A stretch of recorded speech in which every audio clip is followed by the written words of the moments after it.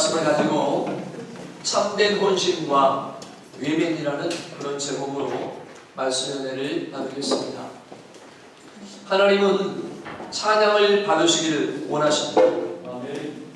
이사야 43장 21절에 보면 이 백성은 내가 나를 위해 지었나니 나를 찬송하게 하려 함이니라 말씀하신 이 하나님은 요한계시록을 통해서 궁극적으로 영원한 천국에서 성도들이 하게 될 것이 바로 찬양이라는 사실을 가르쳐 줍니다. 사실 우리 인간은 문화적인 존재로 지음을 받았어요.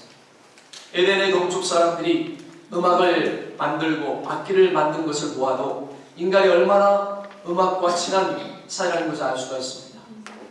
그런데 음악은 사람의 감정을 담아냅니다. 특히 이 가사가 있는 음악은 음악이 그 가사에 옷을 입히기 때문에 어떤 가사냐가 또 중요합니다.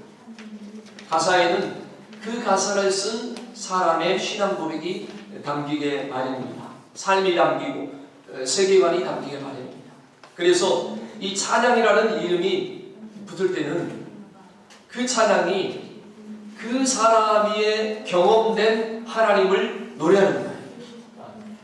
그 사람이 경험하고 높여드리고 싶은 하나님을 담아내기 때문입니다. 이 말은 우리가 하나님과의 관계 속에서 찬양할 만한 체험이 없는 사람은 찬양할 일도 없다는 것을 말입니다. 찬양은 경험된 하나님에 대한 고백입니다. 찬양은 대중가요가 아니기 때문에 하나님에 대한 묵상과 경험이 없이는 찬양할 수가 없습니다. 그런 의미에서 오늘 이 드보라와 바락의 찬양은 그들의 신앙 고백이고 그들이 경험한 하나님을 담고 있습니다. 오늘 본문은 찬양이라는 주제와 함께 헌신하는 사람들과 외면하는 사람들에 대한 얘기도 담고 있습니다. 하나님 나라와 공동체를 위해서 생명을 걸고 헌신하는 사람이 있는가 하면 자신의 안락한 생활이 방해받는 것이 싫어서 자신의 생업 때문에 또 여러 가지 이유를 들어서 공동체의 아픔을 외면하는 사람들이 있습니다. 찬양은 헌신된 사람들만이 할 수 있다는 것을 다시 한번 기억하면서 오늘 본문을 통해서 또 교훈으로 또 은혜를 나누겠습니다. 오늘 드보라의 노래는 2절과 9절까지 찬양의 목적이 무엇인가를 얘기하고 있어요. 이스라엘 백성들에 대한 이 이스라엘 백성을 위한 위대한 구원의 행동을 보이신 하나님을 찬양하는 것이 이 찬양의 목적이라는 거예요. 첫 번째로 성도가 영영이 부를 찬양의 주제는 뭐냐? 하나님의 구원 사역입니다. 오늘 본장의 전체를 보면 드보라가 하나님을 향하여서 드리는 노래예요. 그리고 그 노래는 하나님께서 이스라엘을 그 대적들의 손에서 구원하신 이를 찬양하는 것으로 일관되어 있습니다. 이러한 사실을 통해서 우리 성도들이 함께 부르면서 찬양해야 할 노래의 참된 주제도 하나님의 구원 사역에 초점을 맞춰야 한다는 사실을 알 수가 있습니다. 하나님이 우리를 구원하여 주신 일만큼 정말로 놀랍고 우리를 감격스럽게 하는 일이 또 무엇이겠습니까? 자, 그러한 사실은 우리가 이 세상의 노래에 귀를 기울여 볼 때 더욱 명백해집니다. 여러분, 우리가 세상 노래들의 귀를 기울여 보면 하나님을 찬양하는 것은 고사하고 온갖 불건전하고 저질적인 노래말들과 또 짓거림으로 가득 차 있는 걸 볼 수가 있습니다. 그 노래들 중에서 건전하다고 할 만한 것도 인간의 사랑이나 세상 만물들이나 인간사에 대한 동경의 감정들을 시적인 가사들에 옮겨놓은 것일 뿐입니다. 영혼을 위하여는 별로 도움이 될 만한 것들이 별로 없습니다. 심지어 그 노랫말들 중에는 하나님을 저주하고 사단을 찬양하는 등 사악한 주제들 마저 있는 것입니다. 락 음악 같은 거 보면 굉장히 그런 분야들이 있습니다. 그래서 그 노래들에는 일시적인 환희나 영혼이나 회한 혹은 자포자기하는 파괴적인 것은 있을지라도 참다운 생명력이란 찾아볼 수 없는 것입니다. 그럼 우리는 의미도 없으며 사람들에게 별다른 유익도 주지 못하고 오히려 악영향을 미치기 쉬운 그런 세상 노랫말들에 우리가 마음을 빼앗길 것이 아니라 그 노래를 부르는 자들에게 더 큰 은혜와 축복을 허락해 주시는 하나님의 구원의 은총을 우리가 찬양하도록 해야 할 줄로 믿습니다. 하나님의 이 구원 사역만큼 우리가 찬양하고 높일 일도 없습니다. 왜냐하면 이 인간을 구원하신 하나님의 섭리를 자세히 살펴보면 그 속에는 무한한 감사와 찬양의 조건들로 가득 차 있는 것들을 발견할 수가 있습니다. 시편 68편 19절에 보면 날마다 우리 짐을 지시는 주 곧 우리의 구원이신 하나님을 찬송할지어다. 두 번째, 우리의 참된 헌신에는 기쁨과 감사의 찬양이 따르게 마련입니다. 자, 우선 우리가 2절에 보면 여호와를 찬송하라고 말씀하고 있습니다. 그런데 그 찬양의 이유가 뭡니까? 이스라엘 두령이 용솔하였고 백성이 즐거워 연신했기 때문이라는 거예요. 이스라엘 두령이 용솔했다는 이 말은 직역하면 이스라엘 안에 긴 머리를 풀어헤치고 있습니다. 자, 이 말은 여호와의 전쟁을 수행하기 위해서 머리를 깎지 않음으로 헌신을 맹세하는 모습을 그린 거예요. 그래서 첫 번째 찬양의 이유는 이스라엘 백성의 헌신입니다. 그 헌신으로 전쟁에 승리할 수 있었다는 거예요. 20년 동안 시스라의 손에서 신음하던 백성들이 믿음으로 일어나는 거예요. 그들의 헌신이 이 전쟁에서 승리할 수 있는 비결이었기에 첫 번째 찬양의 이유는 그들의 헌신입니다. 하나님은 늘 사람들의 헌신을 통해서 일하십니다. 아무것도 하지 않는 공동체는 아무 일도 일어나지 않습니다. 자, 두보라가 찬양하는 이유는 아무도 없을 것 같은 이 숨죽인 20년의 공백을 깨고 10,000명이나 되는 형제들이 헌신했다는 것에 있었습니다. 위기의 순간에 생명을 걸고 조국 이스라엘을 시스라의 압제에서 건져내기 위해 나선 사람입니다. 그들의 헌신이 귀하고 귀한 것입니다. 자, 우리가 자신을 위해서가 아니라 다른 존재를 위해서 바치고 헌신한다는 것은 참으로 어려운 일입니다. 우리 인생은 자기 가족이나 자기 하나만을 위해서 살아가는데도 많은 어려움과 고난이 따르기 마련입니다. 그런데 하물며 자기를 부인하고 다른 무엇인가를 위해서 헌신하는 것은 얼마나 더 힘들고 어렵겠어요. 결국 자기를 돌보지 않고 하나님의 일이나 형제들의 일을 위해서 헌신한다는 것은 말처럼 쉬운 일이 아닙니다. 그러나 우리가 자기를 부인하고 하나님의 일이나 형제들의 일에 발벗고 나서면 하나님은 우리의 그 모습을 기쁘게 봐주시고 우리가 헌신한 만큼 보상과 대가를 받게 해 주십니다. 그래서 바울 사도는 말하기를 로마서 4장 4절에 하나님은 일꾼이 일한 것에 대한 싹을 은혜로 여기지 아니하고 빚으로 여겨주신다고 말씀했습니다. 이는 곧 하나님이 우리의 수고와 헌신을 어여삐 보시기에 우리가 헌신하는 과정 속에서 잃은 것, 손해보는 것이 있다고 한다면 그것을 빚으로 여기사 좋은 것, 더 완전한 것으로 채워주기에 인색하시지 않는다는 말씀입니다. 그러므로 하나님의 일에 헌신하는 자들의 입술에는 결과적으로 그 누리는 상급과 축복으로 인해서 하나님을 향한 감사와 찬양이 넘치게 되는 것입니다. 그러므로 성도 여러분, 우리 모두 하나님께 헌신하기를 힘쓰시기를 바랍니다. 자기 믿음과 신앙이 허락하는 선 안에서 작은 일에서부터 우리가 헌신하기를 힘쓰도록 하시길 바랍니다. 그러면 여러분 그 일을 통해서 하나님을 향하여서 감사하고 찬양 드리는 일이 더욱 많아지는 것을 발견하게 될 것입니다. 자, 이것은 세상 사람들로서는 도저히 이해하지 못하는 방법으로 주어지는 기쁨인 겁니다. 3절에 보십시다. 너희 왕들아 들으라, 방백들아 귀를 기울이라. 나 곧 내가 여호와를 노래할 것이요 이스라엘 하나님 여호와를 찬송하리로다. 자, 이 말씀은 언제든지 하나님이 함께 하시면 강한 백성들을 이길 수 있다는 신앙 고백이 담긴 찬양입니다. 하나님을 경험한 사람만이 할 수 있는 찬양입니다. 믿음으로 사는 사람만이 할 수 있는 고백인 것입니다. 여기에는 내 힘과 내 능력으로 승리했다는 것이 아닙니다. 그런 사람은 찬양하는 것이 아니라 교만해집니다. 내가 내 힘으로 이뤘다고 말하는 것입니다. 그러나 내 힘이 아닌 하나님께서 이기게 하셨기 때문에 하나님을 찬양하는 거예요. 즉 하나님이 함께 하셔서 도저히 이길 수 없는 시스라 군대를 물리쳤기 때문에 이런 찬양이 가능해지는 겁니다.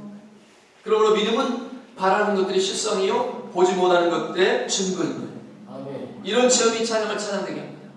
여러분 모세가 애굽을 떠나와서 홍해바다 앞에서 있을 때 다시 애굽이 바로왕이 마음을 바뀌어가지고 전부 전군이 쫓아왔잖아요.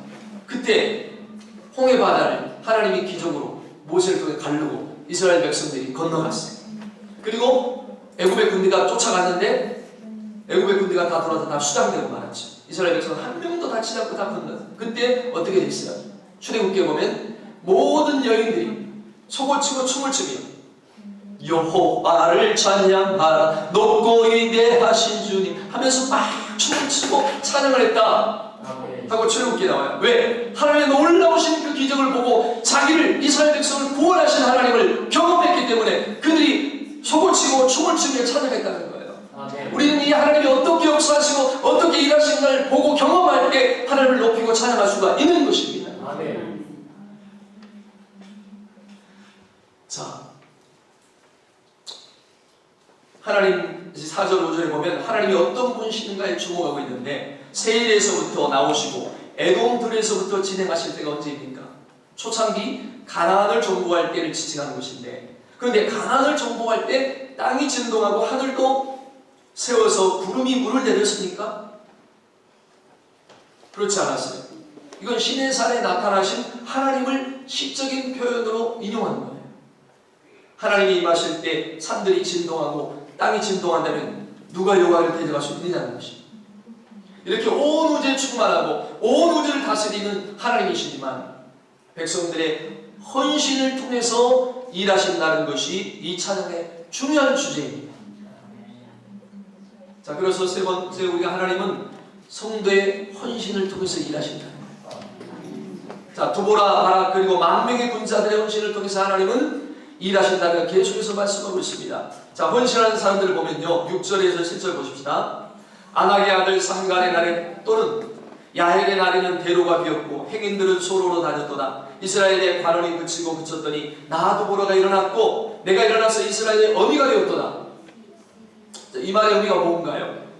야헬의 날에 대로가 비었고 사람들이 소로로 다닌다는 말은 사람들이 대로를 놓아두고 소로로 다닐 정도로 두려워하고 있었다는 것입니다. 큰 길로 다니는 것이 부담스럽다는 겁니다. 사기가 완전히 조화되었습니다. 용기도 없었습니다.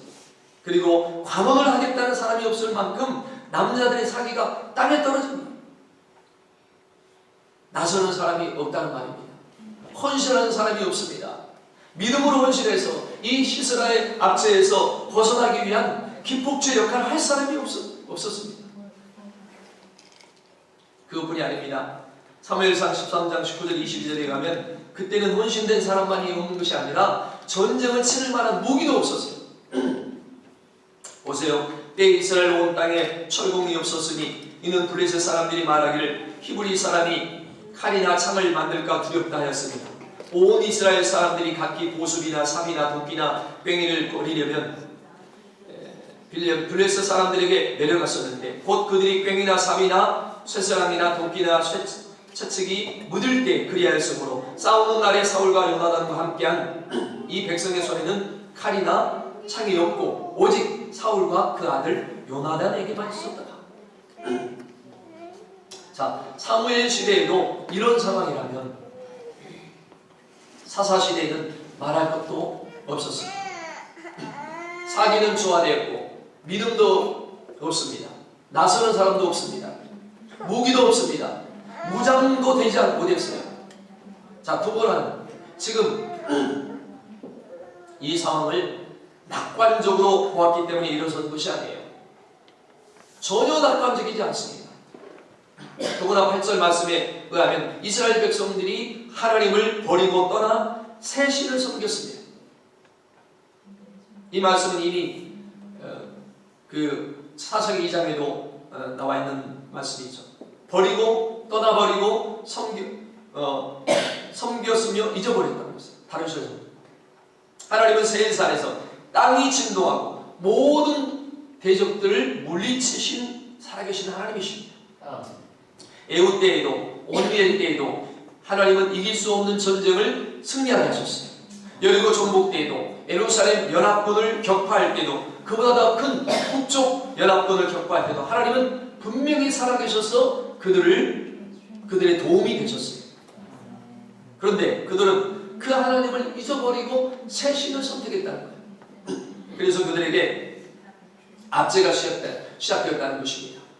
이스라엘 4만 명 중에 방패왕 창이 없었어요. 총체적인 난국입니다. 하나님을 버리고 새 신을 택한 것이 가장 치명적인 원인입니다. 자, 거기다가 사기는 떨어졌고 헌신할 사람도 없습니다. 압제는 점점 심해지고 사람들은 압제를 피해서 적은 길로만 다닙니다. 무서워서. 안타까운 일이에요.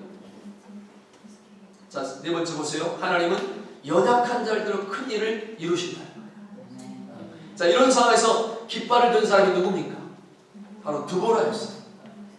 자, 7절 하반절에 아무도 헌신한 사람이 없는 때 나 드보라가 일어났고 내가 일어나서 이스라엘의 어미가 되었다고 찬양을 합니다. 아마 백성들은 누군가가 헌신을 기다리고 있었을 거예요. 용기가 없고 믿음이 없어서 스스로 나서지 못하지만 드보라가 깃발을 들고 일어나자 용기를 얻은 사람들이 헌신하기 시작한 거예요. 그러면 드보라가 누구예요? 그녀는 하나님의 선지자였다고는 하지만 연약한 여자였습니다. 더욱이 당시 시대 정서로는 여자가 무백성들의 위에 선다는 것은 용납되기 어려운 일이었습니다. 그러나 결과를 놓고 볼 때 드보라는 이스라엘의 지도자 역할을 어느 누구보다도 훌륭히 수행해내었던 것을 보게 됩니다. 자, 그렇다고 그녀가 중세 프랑스의 소녀 전사 잔다르크처럼 칼을 들고 나섰던 건 아닙니다. 전장에 칼 들고 나를 따라라 잔다르크가 그랬잖아요. 그래서 프랑스 병사들이 그 잔다르크의 그 힘을, 그 용기를 보고 따라서 전쟁에 힘을 다해서 전쟁했던 잔다르크처럼 무기를 들고 움직인 건 아니에요.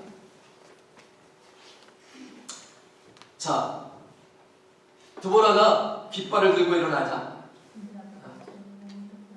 많은 사람들이 그를 따라갔습니다. 자, 9절 말씀이 중요합니다. 보세요. 내 마음이 이스라엘의 방백을 사모함은 그들의 백성 중에서 즐거이 헌신하였습니다. 여호와를 찬송하라. 아멘. 자, 만약 드보라가 깃발을 들고 일어났어도 아무도 헌신한 사람이 없었다면 아무것도 할 수 없어요. 혼자 드보라가 일어나 가자, 일을 이루자. 그렇다고 됩니까? 같이 일어나 헌신한 사람들이 있어야 돼요. 우리가 교회를 위해서 힘써 일하십시다. 제가 아무리 해체도 여기서 헌신할 사람이 없으면 교회는 좋은 교회가 될 수가 없어요. 전도합시다. 생명을 살립시다. 제가 열심히 말씀을 선포해도 여러분들이 전도하지 않으면 생명을 주님 앞으로 인도할 수가 없어요. 헌신할 사람들이 있어요. 거기에 대해서. 아멘. 할렐루야. 자, 드보라가 찬양할 수 있었던 것은 드보라가 일어서자 방백들이 백성 중에서 헌신하는 일들이 일어났다는 거예요. 이스라엘 사람들은 그녀를 그 민족의 정신적 지주로 여기고 그녀를 잘 따랐고 결국은 그로 말미암아 시스라의 군대에 대해 대승리를 거두었던 것을 볼 수가 있습니다. 자, 그 가운데 이 드보라의 호소에 반응한 지파들은 에브라임, 베냐민, 요단강 서쪽 지역의 므낫세 반지파, 스불론, 이사갈, 납달리 지파뿐입니다.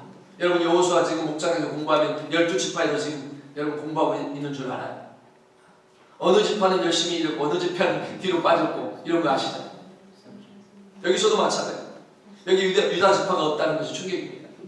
14절 18절에 보면 전투에 참여하고 헌신한 사람들의 그 면면이 나오고 있습니다. 13절에 보면 그때 남은 귀인과 백성이 내려왔어요. 에브라임에서 온 사람들, 베냐민 지파에서 온 사람들, 므낫세 반지파 사람들, 또 스불론에서는 대장군의 지팡이를 잡은 자들이 내려왔다고 했습니다. 이 대장군의 지팡이를 잡은 사람들은 주석에 보면 기록하는 자의 지팡이를 잡은 사람들이라고 말합니다. 그러니까 전쟁을 할 만한 사람이 아니에요. 그냥 서기 이렇게 기록하는 사람. 그런데 헌신한 거예요. 그리고 스불론은 죽음을 무릅쓰고 목숨을 아끼지 않았습니다. 납달리도 들의 높은 곳에서 죽음을 무릅쓰고 싸웠습니다. 그들만 싸운 것이 아닙니다. 별들이 하늘에서부터 싸우되 그들이 다니는 길에서 시스라와 싸웠다고 그랬어요. 이게 무슨 말입니까? 헌신하는 사람들과 하나님이 함께 싸워주신 거예요. 그 결과 시스라의 군대는 무기또 물가 다락에서 싸웠지만 은을 탈취하지 못했습니다. 이기지 못했다는 말이죠. 그리고 마지막 헌신자가 누구입니까? 바로 겐 사람 헤벨의 아내 야엘이었습니다. 누가 시킨 일도 아닙니다. 오히려 남편은 친가나안, 친하솔주의자였어요. 그런데 야엘은 자신의 집에 찾아온 시스라를 용기를 내서 죽였어요. 여자의 몸으로 장막 말뚝으로 시스라를 살해한 것은 보통 용기와 믿음으로 할 수 있는 일이 아닙니다. 여자가 죽인 거예요. 장군을. 이렇게 하나님 나라는 자원하는 마음으로 헌신하는 사람들에 의해서 건설되고 유지되고 세워져 가는 것입니다. 드보라와 바락만 귀한 것이 아닙니다. 야엘만 귀한 것이 아닙니다. 이름도 없고 빛도 없지만 생명 걸고 싸운 만 명의 헌신자들도 귀한 것입니다. 이런 사람들에 의해서 하나님 나라가 회복되었습니다. 자, 또한 다섯 번째, 자기를 던져 헌신하는 자들은 사람들에게 칭송을 받아 마땅한 거예요.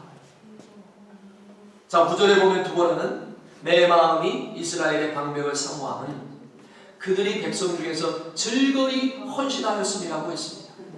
자, 이는 이스라엘 방백들이 그 백성들 중에서 최선을 다해서 헌신하며 싸움에 앞장섰던 것을 칭송하는 말입니다.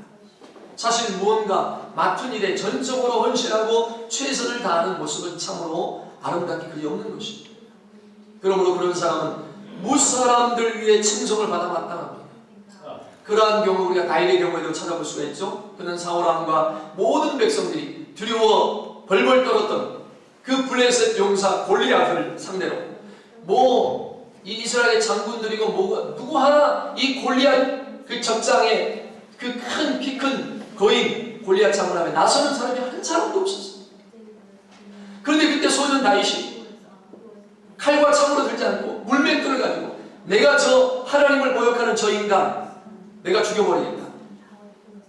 그래서 이스라엘을 모욕하고 하나님을 모욕한 저 원수 골리앗을 내가 죽이겠다. 용감하게 키도 적은 소년이 나가서 골리앗을 물맷돌 단 한 방에 쓰러뜨린 거 아닙니까? 네? 자, 그래서 이 하나님의 명예와 영광을 위하여 싸운 결과 하나님이 함께해 주심을 통해서 승리를 쟁취했습니다. 그러자 그 싸움을 이기고 개선하는 군대를 보고 이스라엘 여자들이 뭐라고 노래했어요? 사울이 죽인 자는 천천히요 다윗이 죽인 자는 만만히가 하지 않았습니까? 이것도 승리하고 하나님이 역사하신 놀라운 기적을 경험을 하는 것을 보고 그들이 찬양하고 하나님을 높인 거 아니에요. 그러니까 정말 하나님이 살아계셔서 나를 구원해 주시고 나를 치료하시고 나를 이끌어 주시고 사망에서 생명으로 건져 주시고 절망에서 새 생명으로 구원해 주시고 이것을 깊이 경험한 사람은 그 하나님을 잊을 수가 없고 찬양하지 않을 수가 없다는 거예요. 아멘.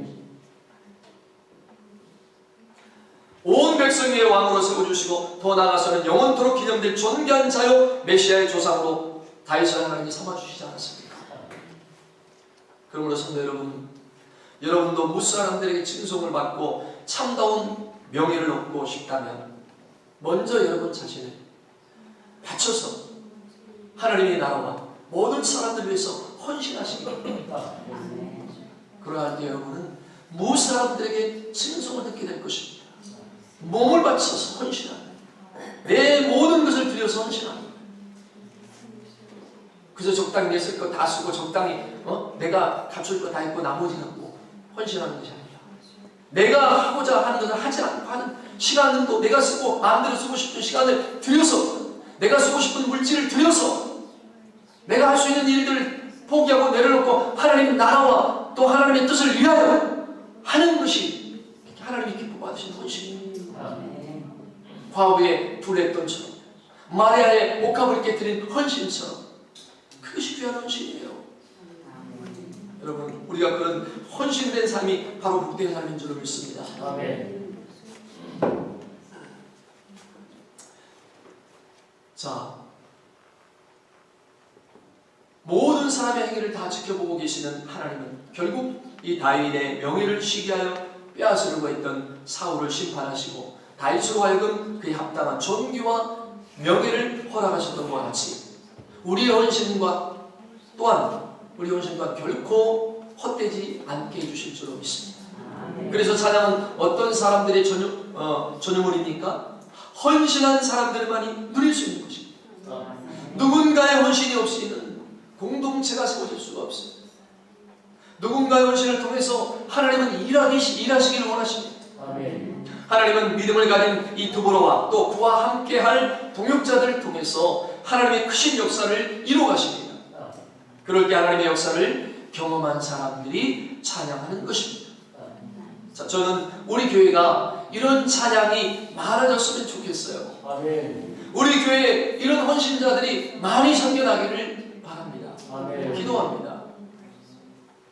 하나님을 사랑하고 공동체를, 교회를 사랑하는 마음으로 자발적으로 일어나서 온 인격과 삶을 다해서 헌신하는 그런 사람들이 많았으면 좋겠습니다.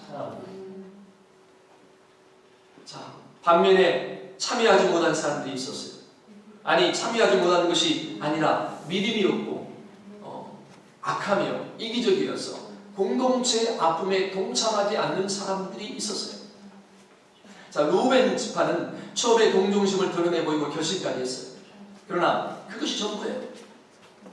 결심까지는 했지만 헌신하지 못해요. 우리는 내가 열심히 교회를 위해서 살아야지, 열심히 무언 일을 해야지, 열심히 전도해야지, 열심히 결심을 하는데 헌신을 안 해. 마음으로 결심까지 거기서 끝이야. 이런 사람들이 있어요. 자, 16절에 봅시다. 내가 양의 우리 가운데 앉아서 목자의 저 부는 소리를 들으면 어찌미요 루벤 시내가에서 마음이 크게 살핌이 있도다. 자, 그들은 그저 자신들의 한가한 목축의 일상생활이 방해받는 것을 원하지 않았습니다. 그들은 전쟁에 참여해서 민족을 구원하라는 헌신의 외침보다 자신들의 한가한 목자의 피 부는 소리를 더 좋아합니다. 이것이 요단 동편에 자리한 루벤 지파의 실체입니다. 또한 길앗 아셀 지파는 아예 미동도 하지 않았습니다. 길앗은 요단 동쪽 므낫세 반 지파와 갓 지파를 포함한 명칭입니다. 이들은 아예 요단을 건너올 마음이 없었습니다. 단 지파는 배를 타고 무역하면서 상업하는 일에 바빴어요. 여기 보면 계속 뒷장 우리가 안 읽었지만 거기도 모든 그 내용들이 나와요. 열심히 무역하면서 상업하는 일에 바빴다고 했어요. 또 해변가에 살던 아셀 지파는 여호와의 전쟁에 참여할 의사가 또 전혀 없었어요. 해변에 앉으며 자기 항만에 거주하면서 평안하다 평안하다 하고 있었던 거예요. 안타까운 일입니다. 이렇게 자신들의 안위와 이익에만 연연하던 지파들이 하나님 나라 건설에 기여하지 못하고 흩어진 것은 여러분 우연한 일이 아닙니다. 현실의 이익과 편리함에 연연해서 헌신할 기회를 놓치면 어쩌면 그것이 더 큰 재앙이 될 것입니다. 동족들의 아픔에 눈 감고 혼자만의 안락함을 즐기면서 당장 내게 아무런 일이 없으니 동족의 어려움을 외면하는 것은 하나님 나라가 아닌 것입니다. 사실 하나님 나라는 이런 자들에 의해서 무너집니다. 뚝에 작은 구멍이 뚫리면 허물어지는 것은 시간 문제입니다. 11명의 축구선수가 아무리 일을 써도 한 명이 엉뚱한 짓을 하면 지게 말이에요. 여러분, 한 명이 그냥 자기 볼에다가 자살골을 넣어봐요. 죽으라고 11명을 잘해도 한 명이 엉뚱하게 자기 볼에다 잘못해가지고 볼 넣으면 지는 거예요. 그런 경우가 있었어요. 자살골 해가지고. 자, 동족의 어려움을 외면하고 나만 잘 살겠다는 것은 믿음이 없고 말씀이 없다는 말입니다. 헌신하는 사람과 외면하는 사람, 언제나 이런 사람들은 존재해 왔습니다. 오늘도 내일도 이런 사람들이 존재한 것입니다. 여전히 지금도 공동체를 위해서, 연약한 지체를 위해서 아픔을 감내하면서 보이지 않는 곳에서 헌신하는 귀한 동역자들이 있습니다. 반면에 나의 만족과 유익 때문에 전혀 헌신하지 못하고 그저 내 안락한 생활이 방해받지 않겠다는 이기적인 동기로 예수 믿고 신앙생활하는 사람들, 그저 강관자, 외면자, 교회 와서 그냥 아무것도 안 하고 예배만 드리고 가요. 계속해서. 그 하나님은 우리를 택하시고 부르실 때 그냥 아무것도 안 하고 예배만 드리고 가라, 이런 존재로 만드시지 않았다는 거예요. 그것이 하나님의 뜻과 섭리가 아니라는 거예요. 물론 예수를 처음 믿을 때는 그렇게 할 수가 없습니다. 그런데 신앙생활을 몇 년씩 한 사람이 그냥 가만 아무것도 안 해, 예배만 드리고 가, 이건 문제가 심각한 겁니다. 심각해요. 하나님의 뜻대로 살지 않고 있다는 거지. 우리 교회는 그런 사람이 거의 없어요. 근데 다른 교회를 말할 때 하는 거예요. 구경만 하고 몇 년 동안 구경만 하고 한 사람들도 있어요. 자, 여러분, 저는 그래서 우리 교회 이번에도 저기 목회자들 이렇게 릴레이 돌아가면서 설교할 때 우리 교회 얘기도 잠깐 드렸어요. 열심히 우리는 적은 수지만은 일당백이다. 찬양도 하고 기도도 하고 또 예배뿐만 아니라 봉사뿐만 아니라 청소도 하고 설거지도 하고 다 한다. 일당백이다. 우리 교회는. 그래서 이 성도가 많고 적은 것이 중요한 게 아니라 얼마나 하나님의 헌신된 자가 많이 있느냐. 이것이 하나님이 기뻐하는 일인 줄 믿습니다. 자, 우리는 스스로에게 물어봐야 해요. 나는 공동체 아픔에, 동족의 아픔에, 하나님 나라 일에 기꺼이 헌신할 준비된 사람입니까? 늘 나만 생각하고 이기적이고 외면하고 살아가는 실천적 무신론자입니까? 이 실천적 무신론자라는 말은 믿는다고 하면서 행동으로 믿지 않는 사람이에요. 행동으로는 전혀 믿음의 모습을 보이지 않아. 그저 예수 믿어, 하나님 믿어, 예배 드려요. 거기까지는 가. 근데 행동으로는 믿음의 삶의 모습이 전혀 안 보여요. 이런 사람을 실천적인 무신론자라고 해요. 언제까지 나밖에 모르는 어리고 연약한 정도로 우리가 살겠습니까? 찬양은, 감격은 헌신을 통해서만, 순종을 통해서만 꼽히는 거예요. 신앙생활의 진정한 즐거움은 순종에 있고 헌신에 있는 것입니다. 그럴 때 우리 안에 기쁨의 찬양이 터지고 감사가 나오는 거예요. 이걸 모르고 현실적인 안락함에 젖어 사는 사람들은 그것이 전부인 줄 알다가 지옥을 경험하게 될 겁니다. 드보라와 바락과 만 명의 군인들과 야엘은 바로 우리 자신들의 다른 이름이어야 됩니다. 우리 교회가 그런 사람들이 많아지기를 간절히 기도합니다. 아멘. 여러분들이 주의 말씀을 배우고 훈련받을 때 이런 하나님의 귀한 헌신자들과 되어서 우리 교회를 통해서 하나님의 나라가 확장되고 아버지 하나님 기뻐하시고 좋은 열매 맺는 그런 2016년에도 승리하는 복된 한 해 되시길 주의 이름으로 축원합니다. 아멘. 축원합니다. 아멘. 기도하겠습니다. 존귀하신 아버지 하나님 감사합니다. 오늘 이 사사기 5장 1절에서 9절 드보라와 바락의 찬양을 통해서 우리에게 주시는 귀한 메시지 교훈을 아버지 듣고 깨달아 우리가 올바로 하나님을 섬기며 하나님께서는 하나님 나라의 헌신자들을 부르시고 헌신자들을 통해서 일하시는 하나님의 힘을 깨닫고 알게 하여 주시고 아멘. 아버지 우리가 나아가서 주님의 나라와 주의 뜻을 구하며 일할 때 헌신할 때 하나님 우리를 통하여서 주의 나라와 하나님의 뜻이 이루어지고 하나님의 영광을 받으시며 하나님의 거룩한 일들이 이루어지게 될 줄로 믿습니다. 아멘. 주여 인도하여 주시옵소서. 아멘. 찬양과 감격은 헌신을 통해서만 순종을 통해서만 꼽히는 것이라고 그랬습니다.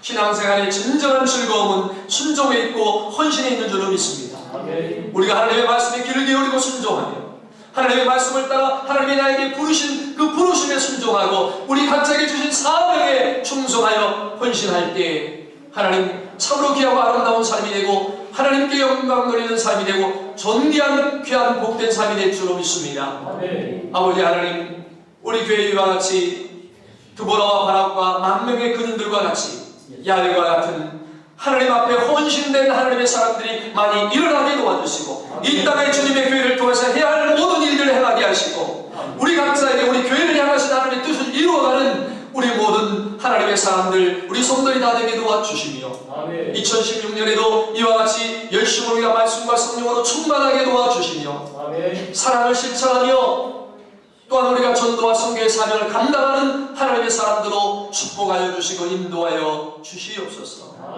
예수의 이름으로 감사드리옵나이다.